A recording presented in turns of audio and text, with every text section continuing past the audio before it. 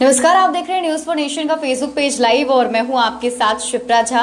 अभी तक की बड़ी खबरों के साथ हम आपके साथ लाइव जुड़े हैं। अभी क्या कुछ हलचल रहा, राजनीतिक हलचल क्या रहे, कोरोना में क्या कुछ अपडेट आया है, उन तमाम चीजों के साथ हम आपके सामने हाजिर हैं। सबसे पहले बात करेंगे गोपालगंज हत्याकांड मामले को लेकर, तो 72 घंटे के बाद भी इस पर सियासत जारी है। नेता प्रतिपक्ष तेजस्वी यादव ने आज प्रेस कॉन्फ्रेंस किया और सीधा सीधा हमला वो लगातार नीतीश कुमार पर कर ही रहे हैं। आज प्रेस कॉन्फ्रेंस में क्या कुछ खास बातें सामने निकल कर आई, जानेंगे हमारे सहयोगी विवेकानंद से। देखिए, तेजस्वी यादव ने स्पष्ट कर दिया है कि अगर कल शाम तक जेडीयू के विधायक पप्पू पांडे की गिरफ्तारी नहीं होती है तो वे तमाम विधायकों के साथ गोपालगंज कूच कर जाएंगे और वहां जाकर के हम सरकार की नाकामियों को निचले स्तर तक ले जाएंगे, सरकार की नाकामियों को गिनाएंगे। दरअसल तेजस्वी यादव का आरोप है कि पप्पू पांडे जो गोपालगंज तिहरा मर्डर कांड का अभियुक्त हैं, जब उनके भाई और भतीजे की गिरफ्तारी होती है तो फिर पप्पू पांडे जो विधायक हैं सत्ताधारी पार्टी के, उनकी गिरफ्तारी क्यों नहीं होती है।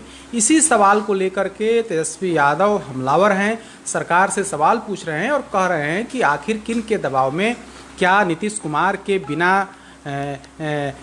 बिना सहमति के उनकी गिरफ्तारी पुलिस नहीं कर पाएगी, यही सवाल पूछ रहे हैं तेजस्वी यादव। तो कुल मिलाकर कहें तो 72 घंटे हो गए गोपालगंज मर्डर कांड का। उसके बाद से जिस तरीके से बिहार की सियासत जो है पूरी तरह से गोपालगंज पर केंद्रित हो गई है। तेजस्वी यादव पहले ट्वीट के माध्यम से, फिर उसके बाद पीएमसीएच में जाकर के घायल व्यक्ति से मुलाकात की और वहां पर भी सरकार पर हमला बोला। अब जाकर के आज प्रेस कॉन्फ्रेंस किया है और कहा है कि सरकार जो है पप्पू पांडे जो कुचाई कोर्ट से जेडीयू के विधायक हैं उनको बचाने का प्रयास कर रही है। उनकी उस कांड में पूरी भूमिका है, बावजूद अब तक गिरफ्तारी नहीं हुई है। तो तेजस्वी यादव की तरफ से कल शाम तक का समय दिया गया है और शाम के बाद जैसा कि उन्होंने कहा है कि हम बाज़ाब्ता इसकी जानकारी देंगे, हम सोशल डिस्टेंसिंग का पालन करते हुए गोपालगंज कूच करेंगे और फिर वहां जाकर के हम बताएंगे कि किस तरीके से सत्ताधारी पार्टी के एक विधायक को मुख्यमंत्री नीतीश कुमार बचाने का प्रयास कर रहे हैं। वैसे विधायक जिस पर पहले भी कई तरह के आरोप लगते रहे हैं, वैसे विधायक को इस बार हत्याकांड तिहरे हत्याकांड में सरकार बचाने की कोशिश कर रही है। तो निश्चित तौर पर लगातार बिहार में राजनीति जो है अब पिछले 3 दिनों से गोपालगंज पर केंद्रित है। तेजस्वी यादव लगातार अटैक कर रहे हैं और नीतीश कुमार से सवाल पूछ रहे हैं कि क्या यही आपका सुशासन है। आप तो कहते थे कि ना तो हम किसी को फंसाते हैं, ना हम किसी को बचाते हैं। तो वैसी स्थिति में जब आपके एक विधायक पर बड़ा ही गंभीर आरोप लगा है तो फिर आपके विधायक पर पुलिस क्यों नहीं कार्रवाई कर रही है, क्यों गिरफ्तारी नहीं हुई है। अगर कल शाम तक गिरफ्तारी नहीं होती है तो हम चुप नहीं बैठेंगे, हम गोपालगंज मार्च करेंगे, हम अपने तमाम विधायकों को लेकर के गोपालगंज जाएंगे और वहां जाकर के हम सरकार पर दबाव बनाएंगे। वैसे कल भी उन्होंने चेतावनी दी थी सरकार को और कहा था कि तत्काल उस विधायक को गिरफ्तार किया जाए जिस पर आरोप लगा है।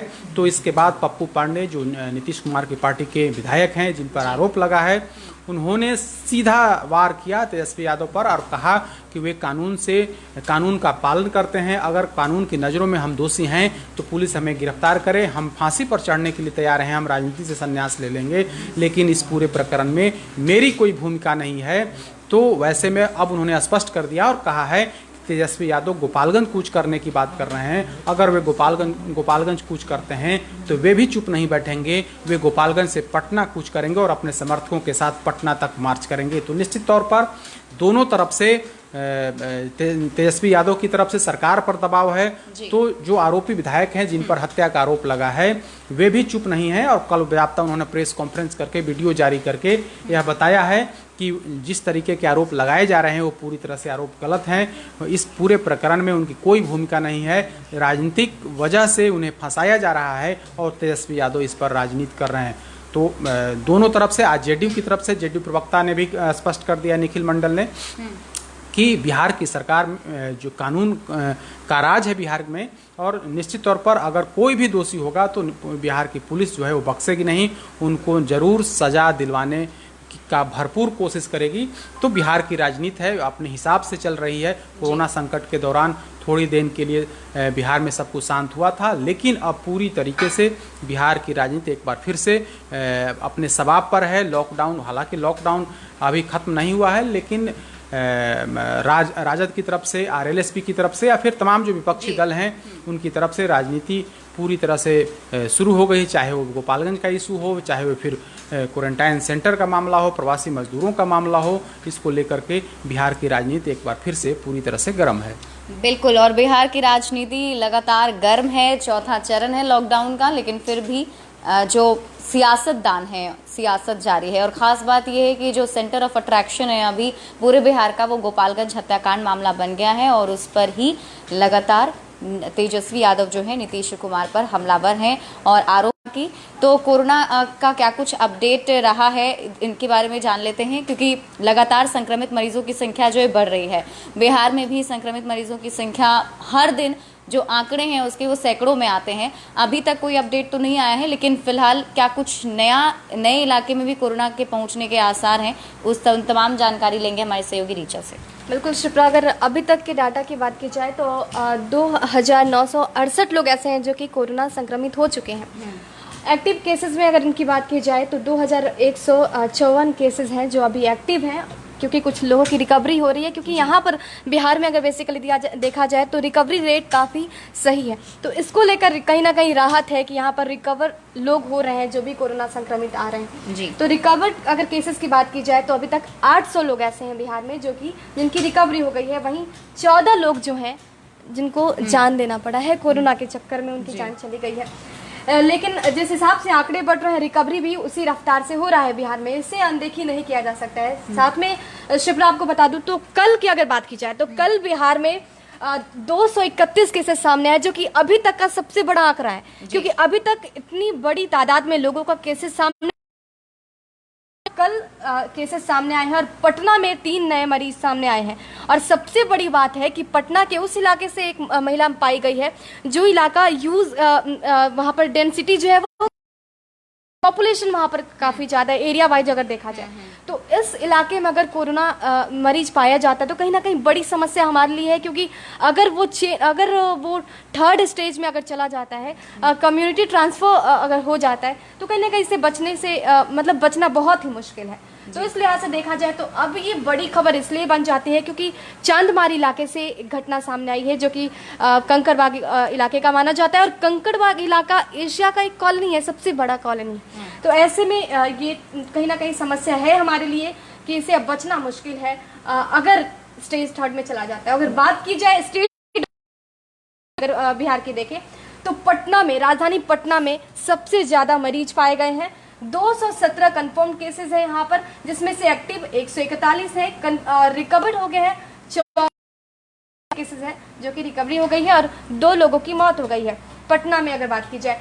उसके सिलसिलेवार देखिए, रोहतास में 201 केसेस सामने आए हैं, मधुबनी में 177, बेगूसराय में 157, मुंगेर में 148, खगड़िया में 145, कटिहार में 134, बक्सर में 114, जहानाबाद में 112, बांका में 105, गोपालगंज में 99 केसेस, भागलपुर में 95, नालंदा में 91, ईस्ट चंपारण यानी कि पूर्वी चंपारण में मोतिहारी जिसका ये पाया जाता है, मतलब उसका जो सेंटर है मोतिहारी मानेंगे पूर्वी चंपारण का, तो वहां पर से 83 केसेस सामने आए, नालंदा से 70, सिवान से 66 केसेस, दरभंगा से 65। तो कुल मिला के देखा जाए, क्योंकि हर डिस्ट्रिक्ट को सिलसिलेवार देखना थोड़ा समय भी लगेगा इसमें हमें, तो कुल मिलाकर देखा जाए तो राजधानी पटना की जो हालत है वो सबसे ज्यादा बदतर है। और इसके साथ ही एक राहत की खबर भी मैं शिप्रा आपको बता देती हूँ कि प्रवासी मजदूर जैसे जैसे बिहार वापस आ रहे हैं, पहले तो इस मुद्दे को लेकर भी विपक्ष लगातार सरकार पर हमलावर रहा, कहीं ना कहीं अपनी जिम्मेदारी भी विपक्ष ने बखूबी निभाई। लगातार नीतीश सरकार से ये क्वेश्चन भी लगातार विपक्ष ने किया कि किसी भी हालत में उन प्रवासी मजदूरों को बिहार वापस लाया जा सके। उसकी कवायद तो शुरू हो गई, बिहार तो वो प्रवासी मजदूर वापस आ ही रहे हैं, लेकिन सबसे बड़ी समस्या थी कहीं ना कहीं नीतीश कुमार को भी ये अंदेशा था और उन्होंने भी, सीएम नीतीश ने भी बार बार ये बातें कही थी कि लॉकडाउन का उल्लंघन होगा उन्हें वापस बुलाना और कहीं ना कहीं समस्याएं भी बढ़ जाएंगी। और हुआ वही, जो मजदूर वापस, प्रवासी मजदूर जो वापस आए हैं उनके कारण केसेस काफ़ी हाई हो गए हैं, 1900 केसेस बढ़े हैं उनके आने के कारण, यानी प्रवासी मजदूरों के आने के कारण कहीं ना कहीं आंकड़ा बढ़ा है। ग्राफ तेजी से, आप ये ग्राफ देखिए सिप्रा, मई से लेकर अगर अभी बात की जाए 3 मई जब पहली ट्रेन आई थी बिहार में, उस दरमियान से अगर अब तक बताने के लिए काफ़ी है कि किस रफ्तार से ये ग्राफ ऊपर जा रहा है। तो कहीं ना कहीं समस्याएं हैं, लेकिन राहत की खबर ये है कि उन प्रवासी मजदूरों को जो लगातार परेशान चल रहे थे, और परेशानी इसलिए थी क्योंकि जब नीतीश कुमार ने ये ऐलान किया था कि उनके अकाउंट में 1,000 रुपये जाएंगे, उनके पास सबसे बड़ी समस्या थी कि आखिर 1,000 रुपये उन प्रवासियों को कैसे मिलेगा जो इस वक्त बाहर है, उनका बैंक अकाउंट जो है वो बाहर का है, अन्य राज्य का है। ऐसे प्रवासी मजदूरों को परेशान होने की जरूरत नहीं है, क्योंकि नीतीश सरकार ने उनको लेकर राहत की खबर दी और बड़ा फैसला लिया है सरकार ने। दरअसल वो प्रवासी मजदूर जिनके अकाउंट बाहर थे, अब उनके अकाउंट में भी 1,000 रुपये जाएगा। जो भी किराया है, रेलवे किराया, वो सरकार देगी, और इसके साथ ही 500 रुपये एक्स्ट्रा भी दिया जाएगा। तो कोरोना तो बढ़ ही रहा है, कोरोना से लड़ने के लिए तो पूरा देश भी लड़ रहा है, बिहार भी लड़ रहा है, और WHO ने जब से कह दिया है कि अब इससे मतलब नॉर्मल समझ लेना चाहिए, इसके साथ हमें अपनी ज़िंदगी व्यतीत करनी है, तो कहीं ना कहीं लोग भी अब समझने लगे, अवेयर हो गए हैं। पहले जिस तरह से स्थितियाँ थी वो कहीं ना कहीं अब नहीं है, अब लोग अवेयर हो गए हैं। लेकिन इसके साथ प्रवासी मजदूरों के मुद्दे की बात की जाए तो ये चीज़ें खास है कि सरकार ने जो स्टेप लिया है कि अब वैसे प्रवासी मजदूर जिनका अकाउंट बाहर है, अब उनके अकाउंट में भी पैसे चले जाएंगे, अब उन्हें परेशान होने की जरूरत नहीं है। शिप्रा, बिल्कुल। और लॉकडाउन का जो सबसे बड़ा साइड इफेक्ट पड़ा था वो प्रवासी मजदूर थे, और अब जो नया ऐलान किया गया है, जो भी प्रवासी मजदूर अन्य राज्य में रहते हैं उनके अकाउंट में भी वो 1,000 रुपये पहुंच जाएगा। ये अच्छी कदम सरकार की तरफ से। चलिए बात कर लेते हैं तीसरी खबर की, और उपेंद्र कुशवाहा की खबर है। उपेंद्र कुशवाहा ने आज सांकेतिक धरना दिया है, और जो प्रवासी मजदूर आ रहे हैं उनको सही तरीके से ट्रीटमेंट दिया जाए, इसको लेकर के उन्होंने ये धरना दिया। क्या कुछ है पूरी खबर जानेंगे हमारे सहयोगी रोहित से। देखिए सिप्रा, इसमें दो एंगल है। जो उपेंद्र कुशवाहा ने धरना दिया है उसमें यह है कि किसी भी प्रकार के प्रोटेस्ट की मनाही नहीं है, तो वो कानून तोड़ने वाली बात है। लेकिन उपेंद्र कुशवाहा ने कह दिया है कि बिहारियों के लिए जितनी बार कानून तोड़ने पड़ेंगे वो तोड़ेंगे, और वो इससे डरते नहीं हैं। यानी कि सरकार से खुल्लम खुल्ली उन्होंने एक तरीके से सरकार को चैलेंज कर दिया है। दूसरी बात यह कि जो लगातार जो प्रवासी बिहारी आ रहे हैं अलग अलग प्रांतों से, उनके सामने आर्थिक संकट है। जो केंद्र है जहां पर उनको एक 14 दिन या 21 दिन की रखा जा रहा है, वहां पर की जो बदइंतजामी की जो खबरें हमने दिखाई और जिसके बाद सीएम नीतीश कुमार खुद भी कई बार मीटिंग्स कर रहे हैं, लगातार जिलों में उस तरह के केंद्रों पर वीडियो कॉन्फ्रेंसिंग के माध्यम से खुद पहुंच रहे हैं, तो बेहतर व्यवस्था हो, जो प्रवासी आए हैं उनको खाने पीने की चीज़ें मिलने, बेहतर रोजगार हो, इन तमाम चीज़ों पर एक तरफ जहां फोकस करने की बात कही गई, तो दूसरी तरफ एक महत्वपूर्ण बात यह है कि उपेंद्र कुशवाहा का कहना है कि जब तक कि लॉकडाउन चलता है, यानी कि जब तक कि सामान्य स्थिति नहीं बनती है, और सामान्य स्थिति फिलहाल बनेगी नहीं, यानी कि अगले 5-6 महीने के लिए राज्य सरकार उन तमाम लोगों जो कि इनकम टैक्स के स्लैब में नहीं आते हैं या जो टैक्स पेयर नहीं हैं, उन तमाम लोगों को एक निर्धारित राशि मसलन 5,000 प्रति परिवार या 7,000 प्रति परिवार जो है वो पैसे दिए, और ये मांग उपेंद्र कुशवाहा कर रहे हैं। देखिए तीसरा कार्यक्रम है उपेंद्र कुशवाहा का इस लॉकडाउन 4 तक में, यानी कि पहले से शुरुआत करें 4 तक में आए, तो उन्होंने भूख हड़ताल किया, कहा कि और दिया जलाने से कुछ नहीं होने वाला है, तो भूख 2 घंटे का उपवास किया। उसके बाद उन्होंने सीएम नीतीश कुमार का पुतला जलाया जब कोटा वाला मामला सामने आया, और जब प्रवासियों की तरफ से लगातार ये आवाज़ उठाई जाने लगी कि उनको बिहार लाया जाए।